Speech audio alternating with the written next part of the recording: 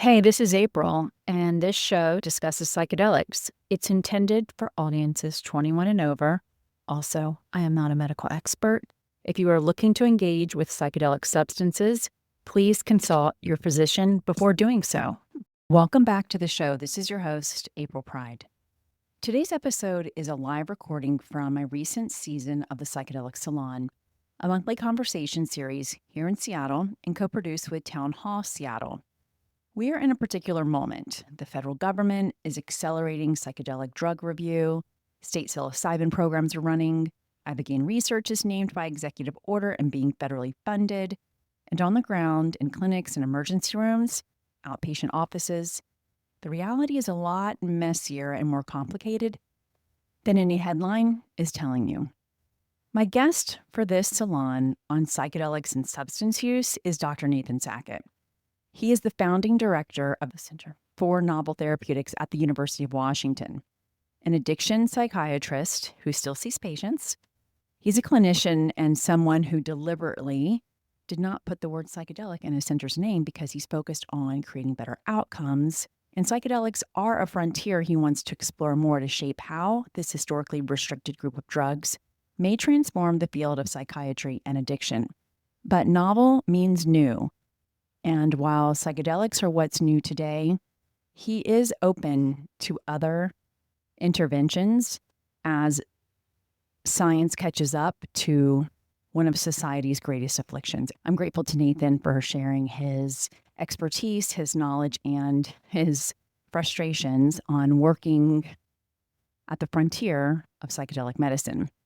He leads from clinical reality, not from advocacy optics. Dr. Sackett works with populations who have historically been excluded from clinical trials because they are considered too high risk.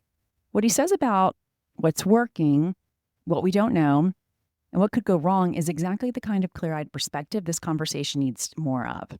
We cover a lot of ground here: psilocybin versus ketamine, ibogaine's cardiac risk, and why that risk exists in direct proportion to how serious the disease is, ayahuasca's unusual profile for polysubstance use, the MDMA FDA decision, kratom, and what you probably don't know about what you can buy at any corner store right now, the funding crisis that's threatening to slow this research down before it gets where it needs to go, and the integration question, whether the variation in long-term outcomes we're seeing across trials has more to do with the therapy than the drug. Our next season begins on October 8th here in Seattle at Town Hall, or you can live stream from wherever you may be perched. Stay tuned for more information and how to grab tickets for a series pass. I hope you enjoy today's episode. Hello, welcome to Psychedelic Salon. For those of you who have not joined us, Psychedelic Salon is a conversation series where we talk about the intersection of psychedelics, culture, science, and personal transformation.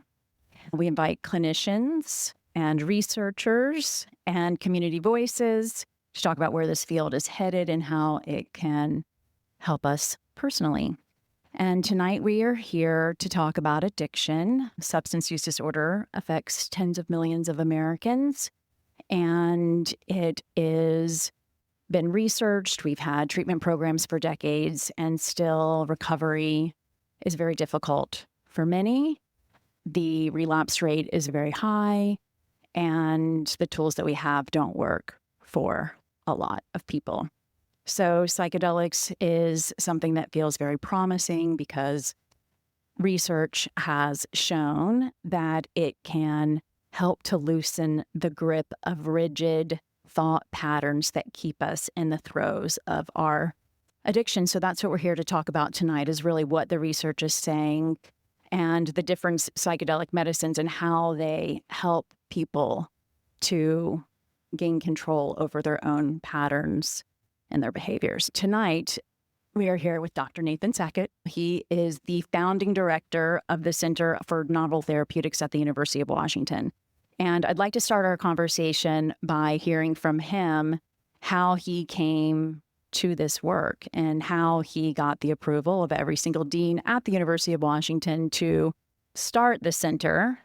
Thanks for the introduction. It's a pleasure to be here with you all tonight.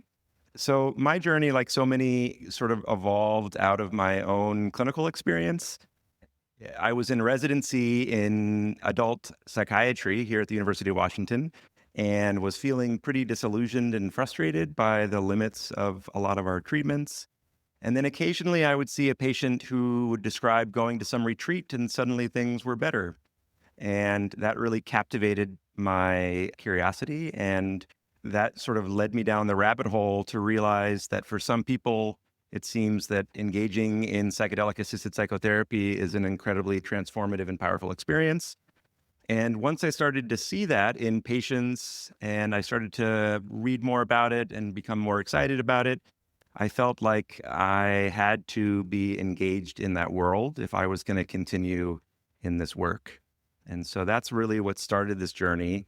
In terms of the process of getting the kind of political buy-in, that was a challenge. It was a long process and it took a lot of convincing over a number of years to get the buy-in that I needed. I think ultimately what shifted some of the policy folks and administrators at the University of Washington was realizing that I was going about this from the perspective of really wanting to understand if it worked, if it was safe, and for who it worked best for. I wasn't trying to proselytize. I didn't see myself necessarily as an advocate, although I certainly have become one over the years. And I think that really helped foster the political support that I needed to start this work. And that was just, we only became approved as a center in 2023. And so it's been a wild ride since then. In one of our early conversations, I remember you saying that you didn't lead with psychedelics. You led with trauma, with addiction, right? With indications. That was a big piece. I purposely didn't put the word psychedelic in the title of the center. I was very focused on the idea that I wanted to find treatments that were helpful for addiction. And if psychedelics were that treatment, then great.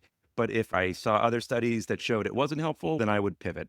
The main goal really, I always say I'm a clinician first and foremost.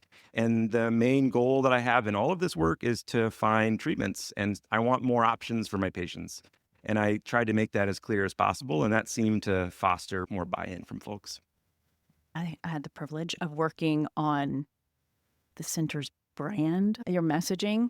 And there was something that was uncovered that I think is really important that you all are doing that no other research institution is doing, at least in the US. And that is not just looking at psychedelics for trauma or psychedelics for addiction, but how those three dance. So 2 indications. Can you explain a little bit? Yeah, one of our biggest projects is a clinical trial that looks specifically at the use of psilocybin or magic mushrooms for folks with both PTSD and alcohol use disorder.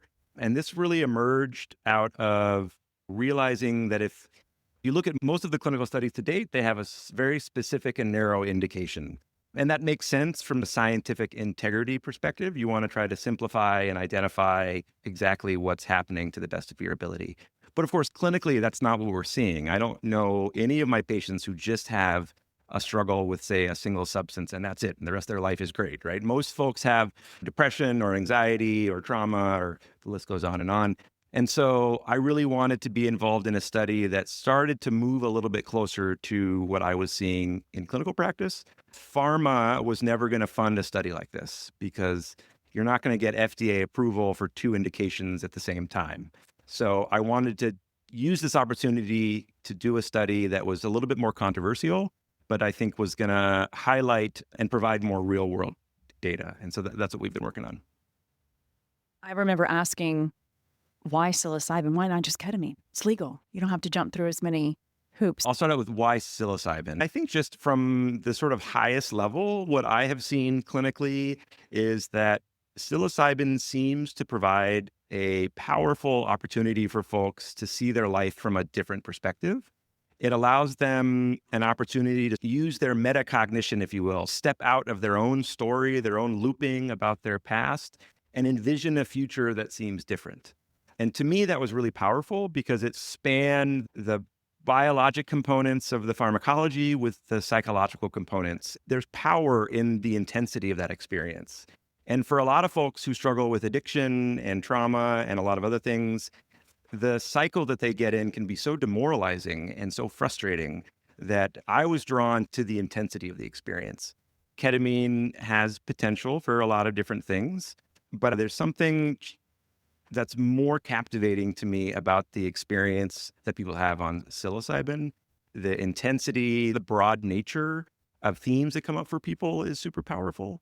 So for trauma, for example, you can imagine that some of the core difficulty that occurs for folks with trauma is intense avoidance. And the main treatment for that in the sort of standard care is exposure therapy, right? Retraining your brain that the experience is no longer a threat and creating sort of new pathways. I feel like psilocybin specifically has the opportunity to provide that sort of exposure in a way that is very unique, in that it can span everything from recollection of really bad experiences, childhood trauma or war trauma, but it can also bring up lots of good things from one's past as well. Strong sense of love and connection and joy. And there's something about that sort of diversity of themes, for lack of a better word, that comes up that I think is really interesting from a psychotherapeutic perspective. And I was really drawn to that. I can remember the moment in training when I was learning how to do psychotherapy and I was sitting with a patient, and I remember thinking to myself, this would be way more interesting if she was on psilocybin. And really, that is truly the honest reason of why we ended up doing this study, because I was like, this would be way more fun if we were doing this in the setting of psychedelics. I love this word metacognition, and it's come up in so much of my reading in the last 6 months. But not until just before this conversation with Dr. Sackett did I connect this with the practice of cultivating the witness, which we talked about in a previous episode of this podcast, number 46, with Natasha Lannard. Okay, back to metacognition. It means the ability to observe your own thinking, to step outside of the loop you're in and see it from above. For people in the grip of addiction, that loop has often been running for years, sometimes decades. The thought pattern that says, I need this to cope, runs below the level of conscious choice. What psilocybin seems to do, based on current evidence, is temporarily loosen the default mode network, the brain system that generates and maintains your habitual self-narrative. It doesn't erase the loop. It creates enough distance from it that a person can see it for what it is. That is not a cure, it's an opening. What happens in that opening with a therapist and integration in the weeks and months after is where the actual work lives. Personally, all I think about is my thinking, and I think benefits of this has its limits. I want to go back to ketamine because ketamine is legal. There are clinics everywhere. You can have ketamine shipped directly to your house in microdoses and low doses, and now you can even self-administer a shot of ketamine. Ketamine is not a classic psychedelic, but it is the only psychedelic that does have habit-forming potential. So what are we doing? It's a good question. I think about this question a lot. As an addiction psychiatrist who studies psychedelics, I often think of myself as someone who, I just study drug use. Some of that drug use is helpful and some of that drug use is harmful. And I think with ketamine, it's very interesting because I think it spans the whole spectrum. But in some ways, you can think about that's true of all of the drugs that are really powerful. Fentanyl is profoundly powerful and helpful after you have surgery or you have cancer. It can be tremendously helpful, but it's not so helpful if you're using it outside of the hospital in an unregulated environment. Ketamine falls in a similar camp in that it clearly has lots of potential. We haven't quite figured out how to best utilize that potential. And I certainly will say, and this is purely anecdotal, I'm sorry for you ketamine lovers in the audience, but since the pandemic, I've certainly seen a lot more ketamine use disorder in my practice. It certainly is rewarding, and I've certainly encountered that increasing over time. And it does worry me a little bit. It's rewarding names. The brains, Yeah. our brains, it feels good. That does worry me. On the flip side, I've also seen it be really helpful for people. I've seen it be helpful for folks who have chronic pain and depression, who use it at low doses. It reduces their need for pain meds. So I don't want to demonize it because I do think there's a role for it. But I also think that in our current healthcare system, I do worry about the misaligned incentives out there. Whereas you can go to some random clinic and get an infusion and there'll be zero prep, zero integration. I don't love that personally. I wouldn't want that for me or my family members. Are the people that are finding relief for pain or for depression, Are they the same clients or patients that you have that are finding themselves abusing it? I don't have a large enough sample to really say. Just anecdotally, in my clinical practice, no. It's hard to know. At some point, some person may have been getting benefit and then they overused it and it became problematic. So it depends on where in their use pattern that I see them.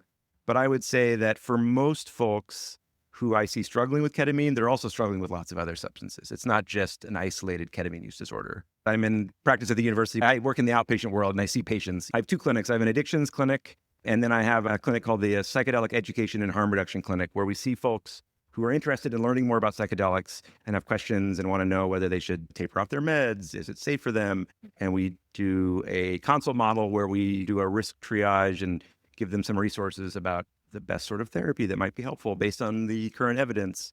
That's, for me personally, it's really important that I both maintain clinical practice and research.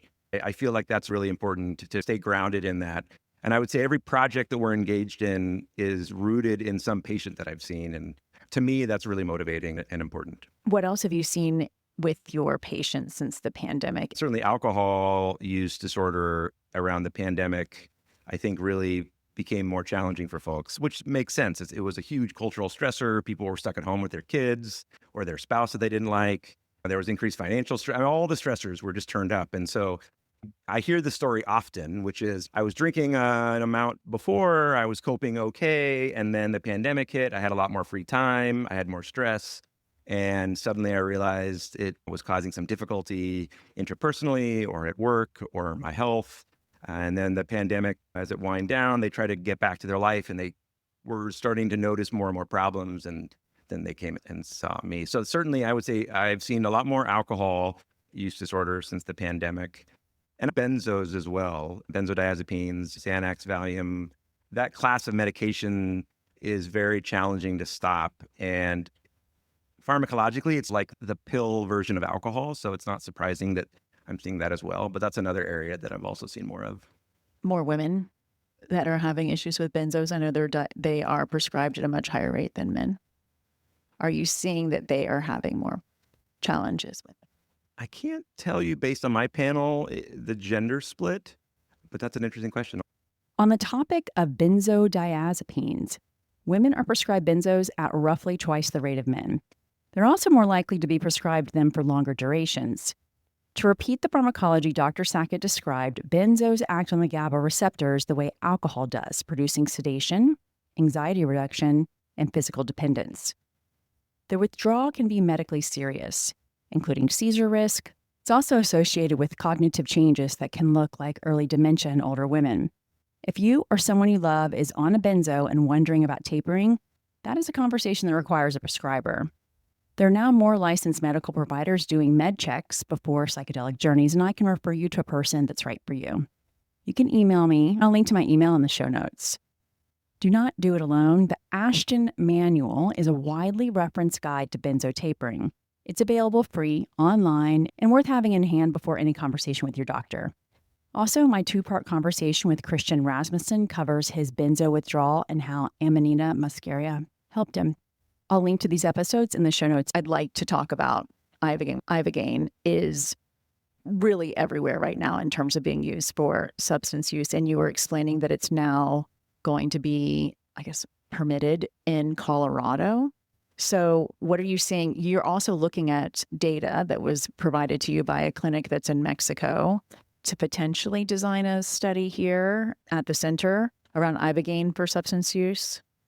Anything that's come out of the data that you've been reviewing? So for those of you who don't know, because ibogaine is less, but it's from tree bark, from a shrub in West Africa.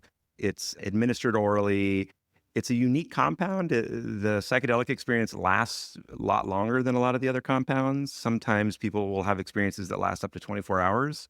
And it has very unique pharmacology in that it seems to attenuate opiate withdrawal, which is unique. Along with that, it also causes some changes in the cardiac conduction of the heart, and it increases what's called the QTC interval, which is a measurement of cardiac conduction.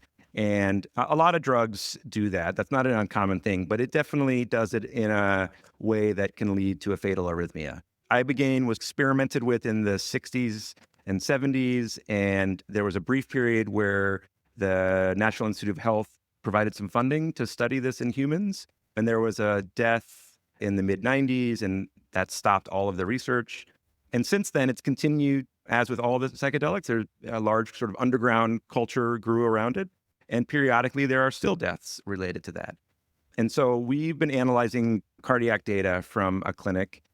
And the question that comes up for me often is, we're dealing right now with the opiate use disorder and the sort of the repercussions of that, which are quite profound.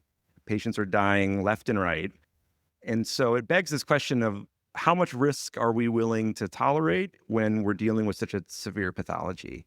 And I certainly don't have the answer to that. I feel like that's above my pay grade. That's like a bigger policy question. But in the data that we're looking at, it's administered in an inpatient setting with continuous cardiac monitoring with a cardiologist there. And so that's helpful. But it does worry me at times that people may not take the risk seriously enough. I also think with ibogaine, what's really interesting is it can help attenuate withdrawal and help people get off of opiates, which is a hard thing to do. But as with all psychedelics, we really need aftercare and we need support after that.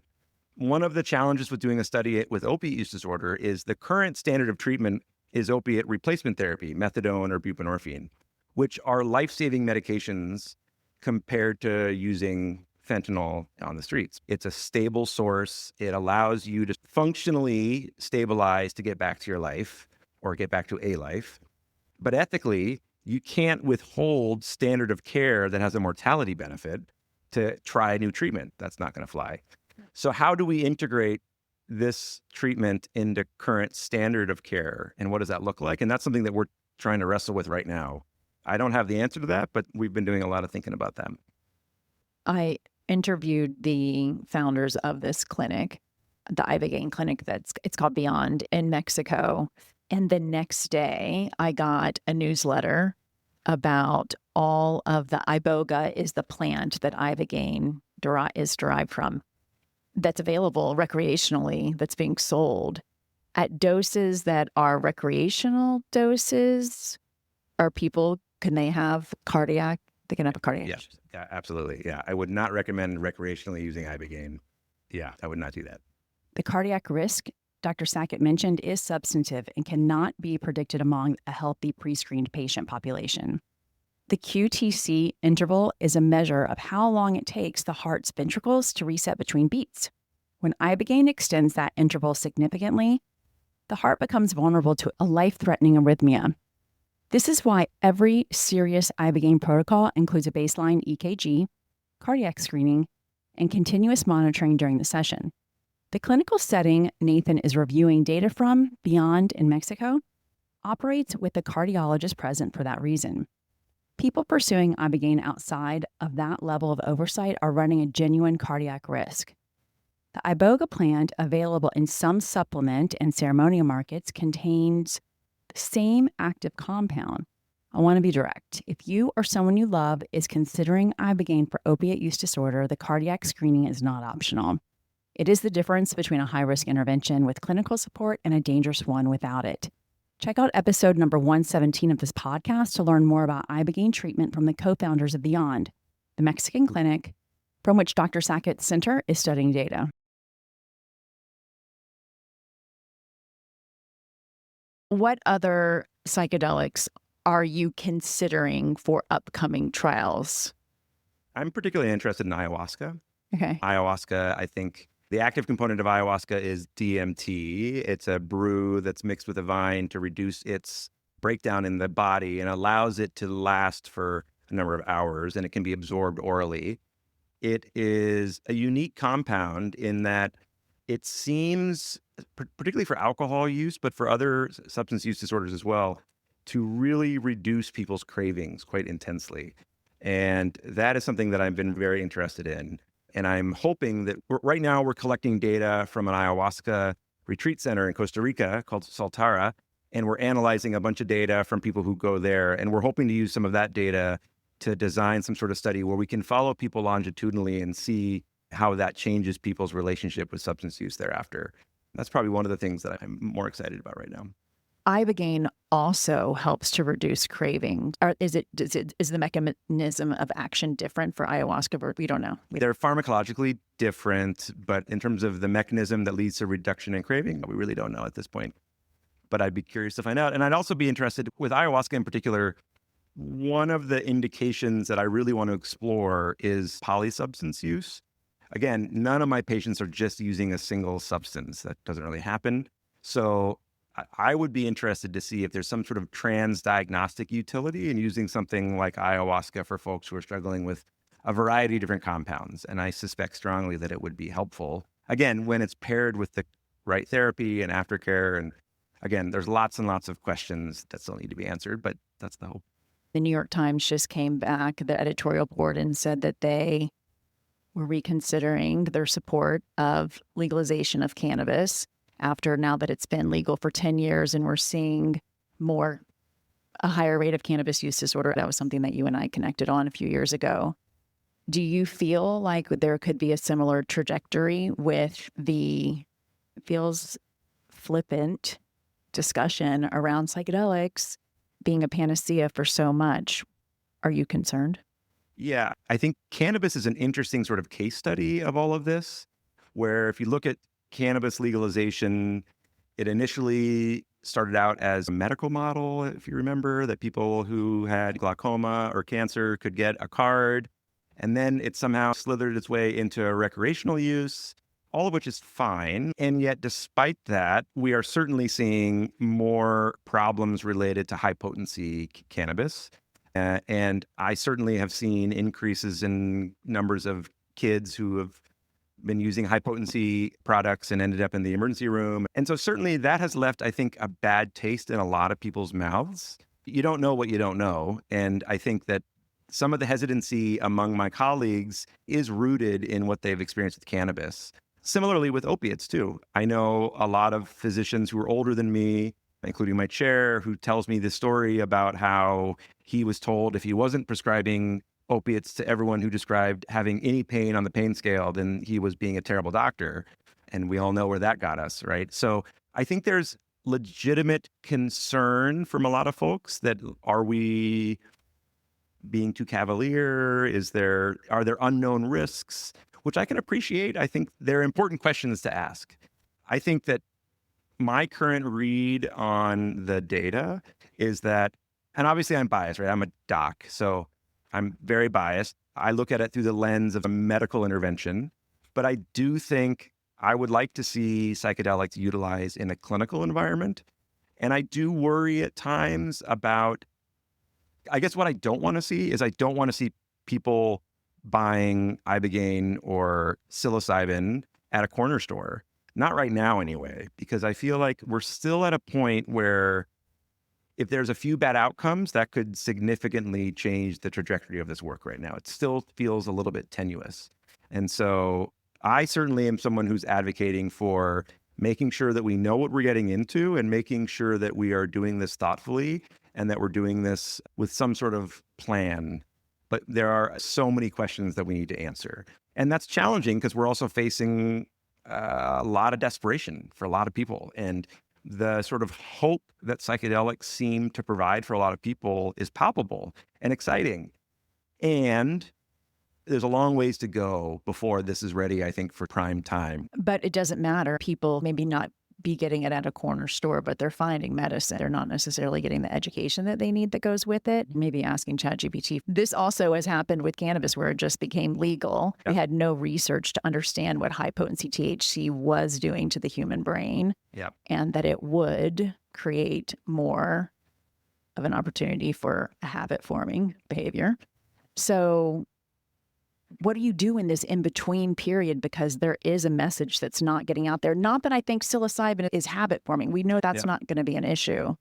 But for ACO, DMT, there's stuff that's out there that is causing a lot of problems, including death. I certainly think there are some compounds that seem to lend themselves to creating more problems for people. MDMA is certainly can be problematic, and different derivatives of MDA for some people can be challenging. Different phenylethylamines can cause some overuse syndromes, I would say. But Feels so good, yeah, that's right? fair. Look, I'm of two minds with all of this. As a human, do I think, say, cannabis should be illegal? No, I think that's ridiculous. Do I think psilocybin should be illegal and that you should go to jail if you go pick a cubensis that's growing in every park in Seattle? Absolutely not. That's ridiculous and like total waste of taxpayer money. And when I put on my doctor hat, I have to say something different. You have to use it in a controlled environment. And I do think that. And when you're talking about therapeutic use, I do think there's value in approaching it with some thoughtfulness and having some structure around it. But it's a confusing question, I would say. And I think that there will be, as there has been in the last couple of years, some casualties as we're trying to figure this out. Yep. So we have Oregon and we have Colorado right now, and Iowa, New Mexico. There are states that are legalizing psilocybin. Do you think that there's a state that seems to be approaching it in a way that is lending itself not just to be the safest, but the most realistic? It's hard to say because I think psychedelics captures people's imaginations for different reasons. I think for me, as an addiction doc, the thing that excites me the most is using it therapeutically for folks struggling with addiction. And so with that in mind, New Mexico has a model that I think is really interesting, where it's essentially can be prescribed by a provider. The legislation basically says that the Department of Health has to set up the infrastructure, but it has to be provided or prescribed by a licensed person. I think that's an interesting model and makes sense if I'm wearing that hat. I think Oregon's model looks at it from a different angle. They look at it more as access is the primary goal. You could debate that a little bit. Oregon provides an interesting case study from a safety perspective, because now we've got a lot of doses that have been administered and we can track the sort of bad outcomes. And this was already known, but clinically we're seeing very few bad outcomes relative to the number of doses used in the state of Oregon. So that's great. What would a bad outcome look like? Yeah. So for psilocybin, there's been a handful of ER visits related to psilocybin use, most often due to panic attacks. That's the primary concern. While they're sitting in a service center with a facilitator, they end up at the ER. Yeah, Okay. because they're having a profound panic attack. Now, that's very rare. I'm going to misquote the numbers, but I think there's been like 24,000 doses administered, a dozen or so cases. So very rare comparatively, but that's the bad outcome, is essentially anxiety and a panic attack. So I think that's an interesting model. And I think Oregon's data, they just got a large grant to collect more data, and that'll be really telling and helpful. In terms of other state programs, I feel somewhat conflicted about state programs being developed, mainly because could you imagine a state program that was set up for, say, chemotherapy? Like that would be absurd.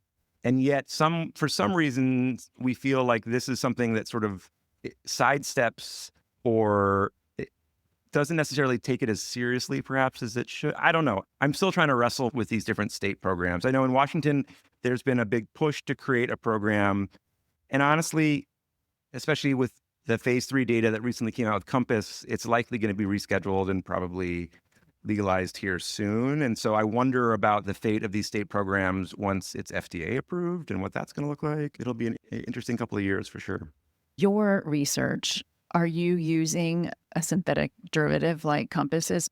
So just for context, because this is a question I always get, is how do you measure what are you giving? What does that look like? So psilocybin, if you take a mushroom and dry it, about 1% to 2% of that has psilocybin in it. You can extract that and you can either synthesize it artificially or you can extract it from the whole plant. There's a company that we're using out of Canada called Filament Health that extracts it from the whole plant. And we use the natural alkaloid and we give equivalent to 25 milligrams, which is essentially 3.5 to 5 grams of a dried mushroom. So it's what one would consider a fairly heroic dose. But what's interesting is there is a unique difference, and this is just my opinion, so don't quote me on this, but there is a difference in people's response to the isolated psilocybin versus the whole mushroom. It seems like when we give just the active psilocybin, it almost without a doubt, it comes on much faster and plateaus very quickly and then metabolizes out very quickly. And it's almost like 4 hours on the dot. It's remarkable.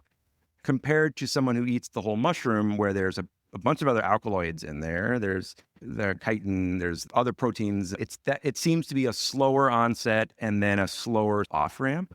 So it's an interesting difference. And I do wonder about the difference in clinical utility between the two. What Dr. Sackett is describing here is what some researchers call the entourage effect, the idea that the whole plant delivers something different than the isolated compound. We see this discussion in cannabis research too, where the combination of cannabinoids and terpenes appears to produce different outcomes than isolated THC or CBD alone. For psilocybin, the picture is less studied. Filament Health, which Dr. Sackett's center uses, extracts from the whole plant rather than synthesizing psilocybin from scratch, which means trace alkaloids may be present alongside psilocybin. Whether those compounds contribute to clinical effect is still genuinely unknown.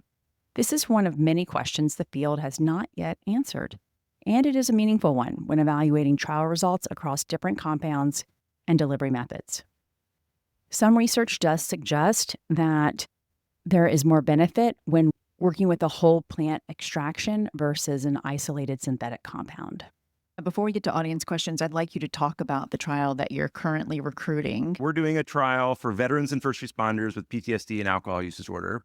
And I think the thing that's most interesting about our study, or at least interesting to me, maybe not to you all, but is that we're administering it in like a busy outpatient clinic on Roosevelt. Not like these fancy retreats that are all yoga and nice lights. It's like my office with a chair and a couch in it. It's not fancy at all. And honestly, I was quite nervous about that. I was like, oh my gosh, are we doing this whole trial a disservice? Because the set and setting is not ideal. Despite the location that we are in, the results so far have been amazing. We have about 12 people in the trial right now, and every single person has had a profoundly powerful experience. They've had one dose. Just a single dose with therapy before and after. Will that translate into reduction in PTSD symptoms and alcohol use? To be determined. The few cases so far, people have reported reduction in alcohol use and PTSD symptoms. We will see. We're going to track them for the next 6 months to see how that sustains. Receive another dose? Nope, just a single dose. It's a safety study, not an efficacy study. If we were designing an efficacy study, there's been about 3 other studies done on psilocybin for alcohol use, and 2 of them did a 2-dose paradigm, and they showed positive effects. And the one that used a single dose didn't show any effect. It does seem, the story on the streets anyway, is that for folks who are struggling with substance use, it does seem like multiple doses is more powerful and perhaps more clinically effective than a single dose. But because this is a safety study, really we're asking the question, can we give psilocybin in the clinic to people who traditionally would have been excluded from every study because they're too high risk, because they have multiple pathologies and they're at very high risk for bad outcomes. Because of that, we were limited to just do a single study. That and the finances of it. It's incredibly expensive to do these studies. The clinician in me would love to design a study that has multiple dosing and therapy for 6 months, multiple times a week, but the budget did not allow that. So, can you talk a little bit more about the cost of running these trials and the current climate for funding? Yeah, the cost is insane. About $2.5 million. Millions of dollars. Most of that cost is due to the intense amount of regulatory burden going on, getting approval from the DEA and the FDA and the Department of Health. It is insane. As someone who hates doing their taxes, doing like FDA paperwork is my kryptonite. I'm not going to lie. It's totally maddening, and it almost took me out a number of times. It's very expensive, mainly because of the regulatory burden, also because of the screening process. We've probably screened 1,000 people for 12 so far. It's very expensive and very difficult, and we have multiple screening visits. We have to get labs and EKGs and full physical exam and detailed psychiatric history and family history. So that makes these studies very expensive. Then more broadly, the funding world right now is rough. The funding situation is definitely challenging. Culturally, at the University of Washington, the morale is quite low, since a lot of people will randomly wake up to an email that their lab or their study that they've been working on for years just lost all their funding overnight. And that's it. They're done. Their work is gone. So that breeds a very toxic and challenging situation. I would say I'm fortunate from a funding perspective in that most of my funding comes both from philanthropy and from the state, which is good and bad. The good news is I can tolerate the wingnuttery that is happening in the federal government right now. The bad news is that it requires me to ask lots of people for money all the time because it is incredibly expensive to do this They're work. asking you for money right now. I'm asking you for money right now. Right now, all of you. So if any of you want to repent, and I can sell you peace and harmony and happiness if you write me a check. And the more zeros, the more likely heaven is in your future. This stuff is expensive and it's hard. And when you're asking questions that don't provide financial incentive, like when you're not working for a pharma company, I should say, the barriers are quite high and it requires a tremendous amount of persistence. We're going to get to audience questions. Can you speak to people who might have the overlap of trauma and psychosis in terms of psychedelics because of the complications with it? So the issue around psychosis and psychedelics is a very fascinating one. What's interesting about psychosis, and this is, again, just my opinion, so take it with a grain Can you of salt. define psychosis, please? Can I define psychosis? Because there's a range. Psychosis is a range of symptoms. Yeah, in the broadest terms, psychosis can be thought of as a break from reality, internal disorganization, disorganized speech, disorganized thought. But you're right, it exists on a spectrum. But pretty much all psychopathology ends in psychosis.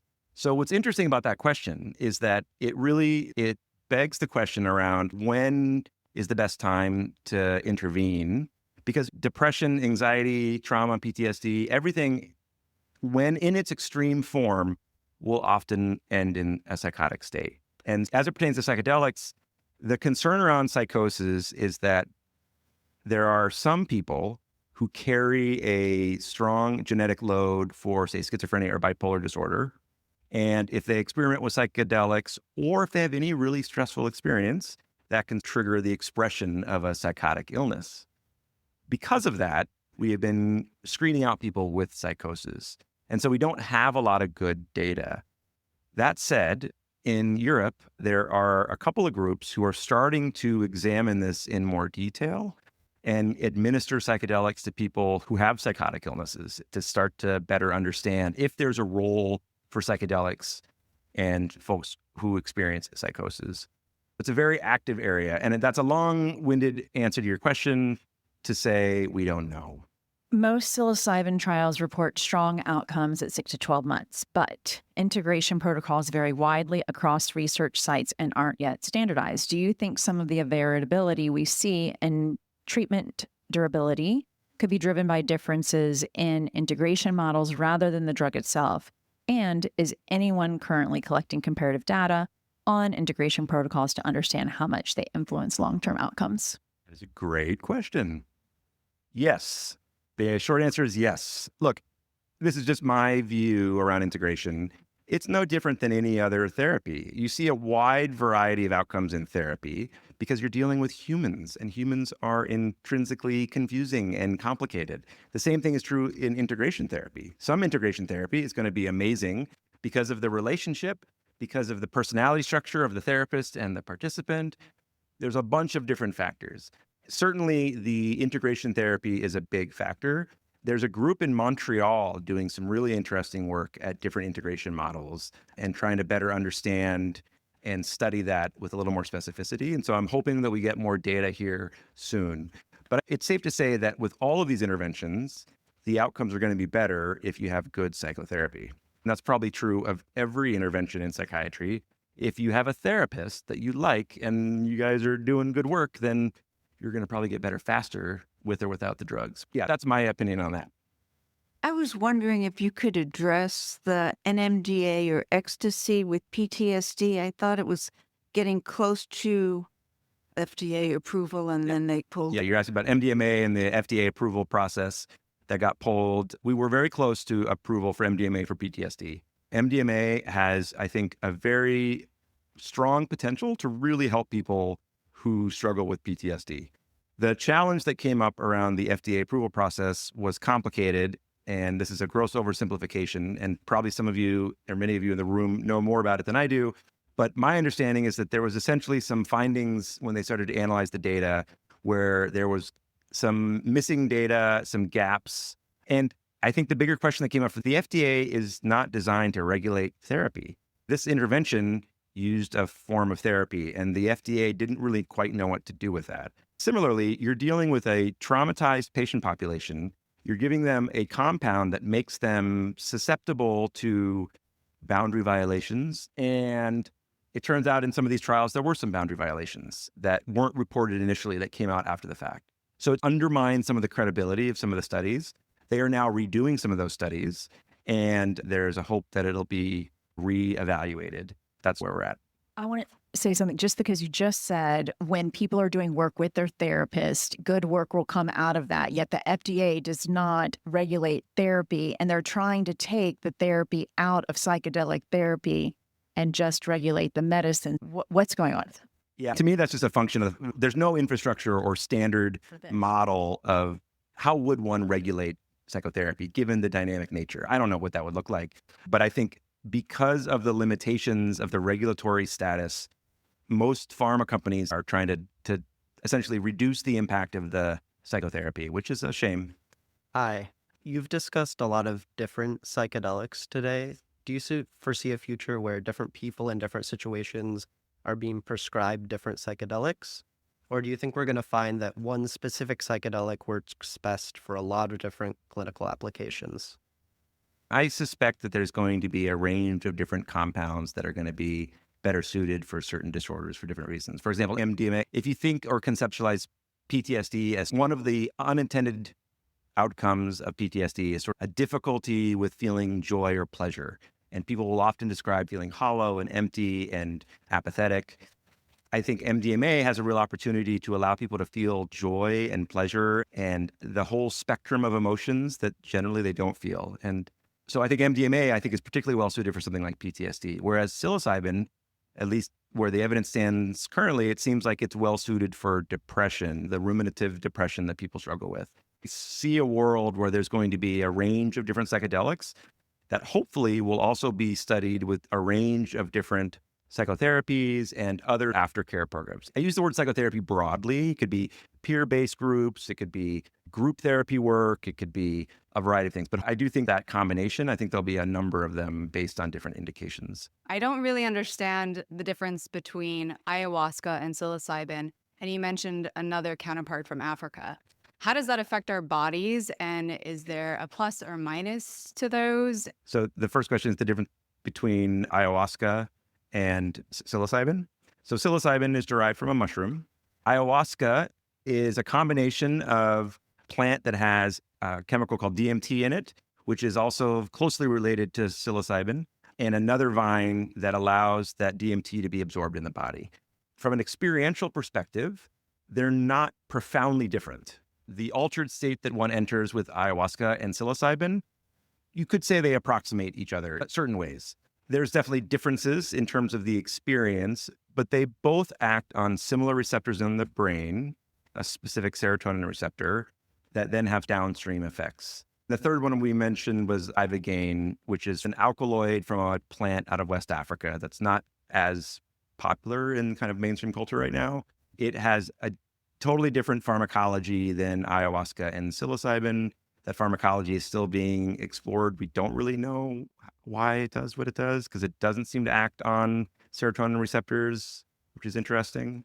More to come on that. In listening to what you were saying, at first I thought that these sessions were just providing the medication, and now I'm getting the sense that during the session, something like psychotherapy is going on, and that I think of PTSD and addiction as being very different in terms of how you would do psychotherapy.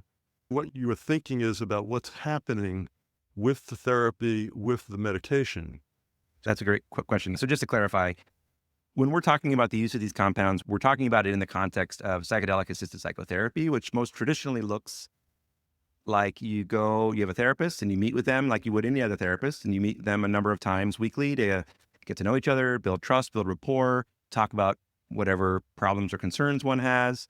Then you go into the medicine session where that same therapist, and in a clinical trial, you have two therapists who they administer the compound. The patient puts on an eye mask and headphones. There's not a whole lot of therapy going on with psilocybin specifically. It's a little bit of a misnomer. And in the room, the therapists are there, but there's not a whole lot of major dialogue going on. There might be some towards the tail end, which can be very fruitful psychotherapeutically, but the real work is in the integration therapy afterwards.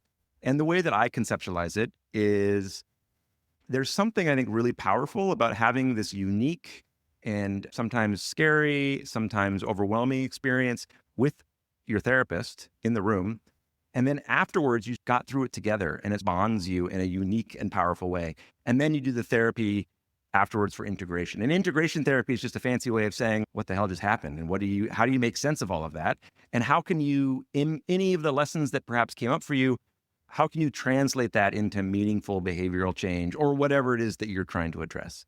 Is what you're saying you help guide the person in being an observer of their own experience? Yeah. And there's a lot of debate around the psychotherapeutic approach and what's the best approach.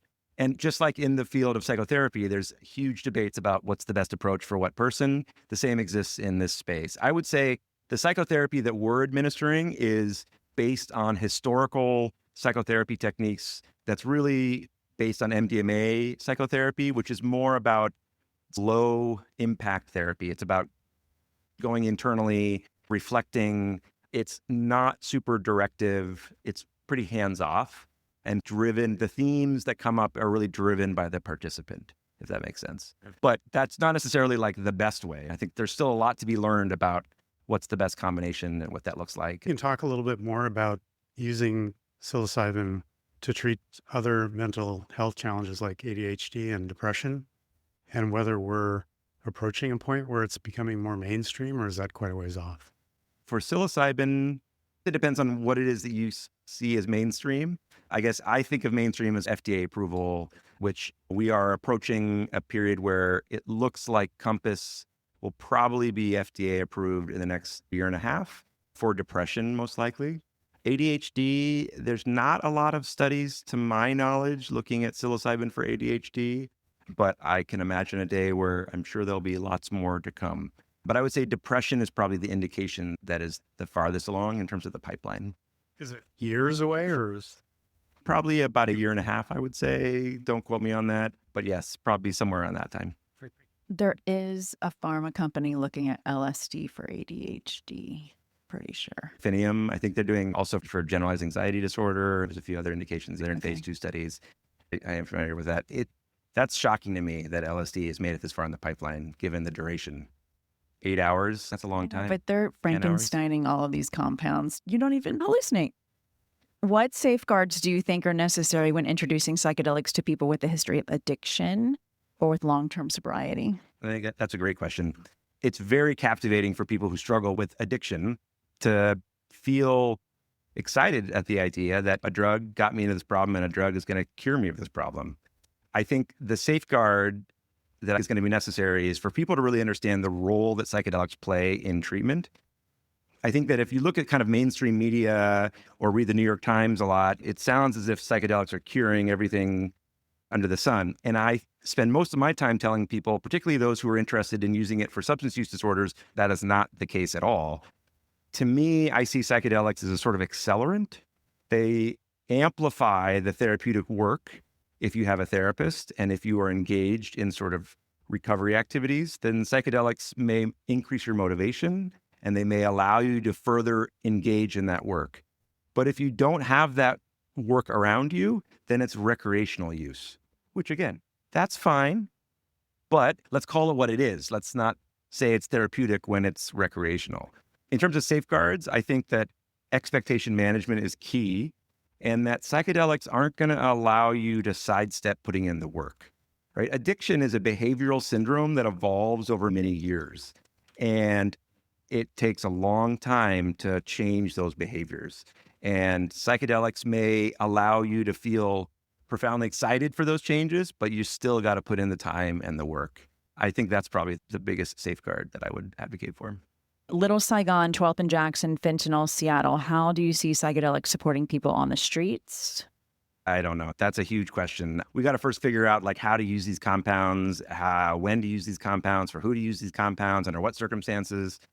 Throwing in the variable of homelessness and social inequity and poverty complicates things tremendously. But I will say this, as someone who works at Harborview, I hope that we can evolve a culture of research and clinical care where we can start to do these clinical studies in environments that are more accessible to a wider swath of people. I think That's a fantasy that I have, but it's challenging. These interventions are expensive and time consuming. So getting people who have the availability to come in for these interventions is challenging, especially if you are distracted with lots of other stressors.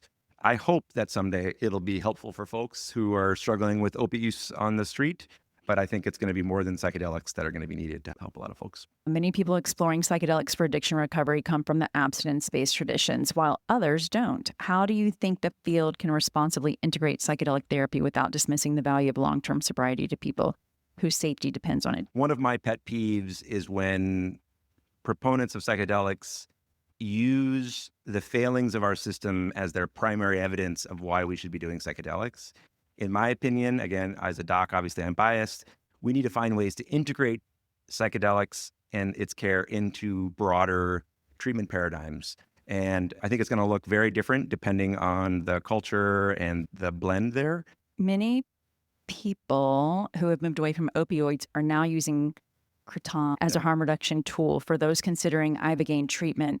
What do clinicians or researchers currently understand about treating kratom dependence with ibogaine, if any? We're analyzing data right now, looking specifically at using ibogaine for kratom use disorder.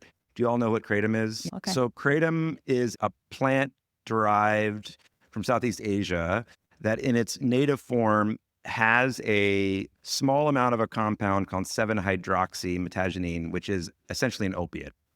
The problem is it's been manufactured and it is non-regulated, and at the rate of it being manufactured changes the harvesting practices where there's a higher percentage of this opiate in kratom. You can go to any corner store right now and it will have a certain amount of opiate in there. And it's problematic. I'm all for harm reduction and I don't believe in criminalizing things. I don't love the fact that my 14-year-old can walk into a gas station and buy something like 7-hydroxy, which has a potency that is 10 times higher than morphine. And it's legal and it's available all over the place. It is profoundly problematic and the withdrawal is bad. And I'm seeing more and more kratom use disorder. In terms of using ibogaine in this cohort that we've looked at, it seems like ibogaine is helpful for the acute withdrawal as it would be expected given its opiate properties. But again, the challenge with kratom, similar to alcohol, is the access. It's really hard when it's so widely available to support people in remaining abstinent from it. So the short answer is yes. Could ibogaine be helpful? Yes. But long-term recovery, I think you're going to need a lot of support to keep your goals. And a couple months ago, the column was on kratom, and we went through what it is. And last week, there was a very popular podcast in psychedelics, and the podcaster had his friend on who is the founder of a kratom beverage called New Brew. And they made it sound like it was no big deal. And it's a plant-based beverage that you can enjoy to replace alcohol. And that is simply something you should look into because I don't know that's totally true. Continuing the kratom conversation, one of the things I've heard about kratom is that it's more problematic in some ways than other opiates because it hits like multiple receptors, not just an opiate receptor in your brain.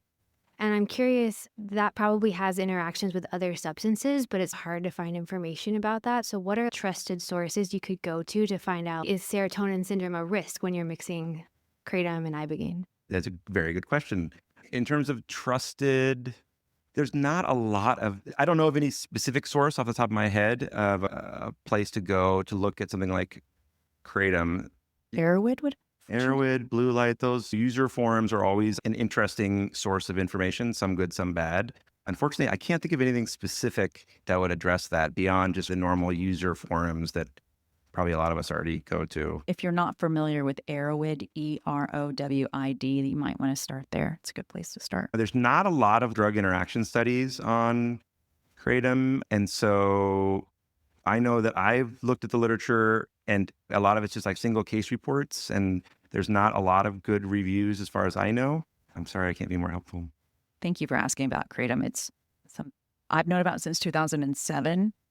And my friends, all of us were introduced at the same time. I'm not an opiate person, does not work with my system. But a lot of my friends still drink the tea every single day. And when they have to visit a country where it's not legal, it's really hard for them to come off of it. We understand that addiction is often rooted in trauma, which typically occurs in relationship. MDMA is a more relational medicine. Why are you not working with this to help with relational trauma? How are you working with trauma with psilocybin? I mean, I would love to work with MDMA. I think at this point, the thing about psilocybin that I find interesting is its trans-diagnostic potential, and I wanted to explore that. And there's not been a lot of research to look at psilocybin for PTSD. There was just a study that was published a couple of months ago of about 20 patients who received psilocybin for PTSD. That was the first published study that was done. And so it was a pretty uncharted territory from a research perspective.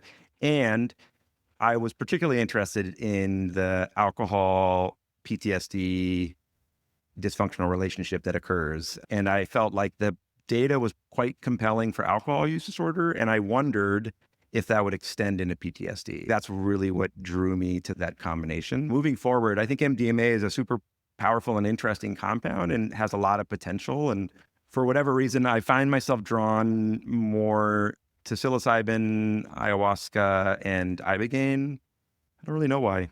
To be totally honest, I'll have to think about that. What I keep returning to after this conversation is a word Dr. Sackett used early on, accelerant. Not cure, not miracle, accelerant. Psychedelics in his framing amplify the therapeutic work, which means the therapeutic work has to be there to amplify. We are in a moment of enormous hope and legitimate risk, and both are real at the same time. The research is promising for treatment-resistant populations, people for whom alcohol use disorder and PTSD have shown up together, people who have run out of other options. The data coming out of places like the Center for Novel Therapeutics at University of Washington, even in its early form, is meaningful. And the funding crisis Dr. Sackett describes is also real. Studies that take years to build and millions of dollars to run are being defunded overnight, which narrows people's recovery options while the conversation about psychedelics grows louder. There are compounds in this space that carry genuine risk. Ibogaine's cardiac profile, ketamine's habit-forming potential, the kratom picture that most people still don't understand. And there are populations, people with psychosis history, people in active withdrawal from benzos or alcohol, people on certain medications, for whom the screening conversation is not negotiable. It is the difference between a meaningful intervention and a dangerous one. I'm April Pride, and this was brought to you in service of harm reduction. I am not a clinician, as I've said. What I have is 11 years of watching two emerging regulated markets take shape. And the pattern I recognize is this: education almost always lags adoption, and the people who get hurt in the gap are usually not the ones driving the conversation. Dr. Sackett's Center for Novel Therapeutics at the University of Washington is actively recruiting, and philanthropy, not federal funding, is currently keeping the research alive. I will link to the center in the show notes. If you like this episode, please share it with a friend. The Psychedelic Salon continues, beginning with this episode and through to the beginning of our next salon season. Every other week, you can expect another live recording of last season's salon. Stay tuned, and please follow me on Substack at April Pride. I will link to it in the show notes. In addition to podcasts like this, I also send out emails with deeper dives into the audience Q&A for each salon.